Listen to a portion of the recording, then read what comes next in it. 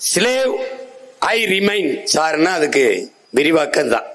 வெள்ளக்காரனை பார்த்து sir sir நம்ம போட்டது ஸ்லேவ் ஐ ரிமைன். எஜமா நான் அவங்க அடிமை இன்னும் நினைவில் வச்சிருக்கேன், அதை நான் மறக்கல.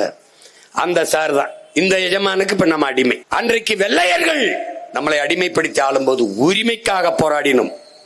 சுதந்திர போராட்டம், விடுதலை போராட்டம். இன்னைக்கு விடுதலை பெற்ற இந்தியாவில் அதே உரிமைக்காக இந்த கொள்ளையர்களை இவர்களை எதிர்த்து போராடி கொண்டிருக்கிறோம்.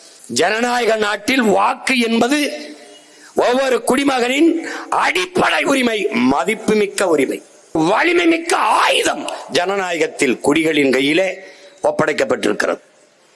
அதைத்தான் புரட்சியாளர் அண்ணல் அம்பேத்கர் மதிப்புமிக்க நமது உரிமையை சில ரொட்டி துண்டுகளுக்காக விற்பதென்பது அவமானகரமானது என்று அறிவுறுத்துகிறார். அப்ப மதிப்புமிக்க உரிமை, மக்களாட்சியை ஏற்றுக்கொண்ட ஒரு நாட்டின் குடிகளுக்கு இருக்கிற கடைசி கருவி வாக்குதான், ஓட்டுதான், அந்த உரிமைதான். அந்த உரிமையை பெறுவது, அதை பாதுகாப்பது, அதை தக்க வைத்துக் கொள்வதிலே இவ்வளவு பிரச்சனை என்றால் இது உண்மையிலேயே ஜனநாயக நாடுதானா?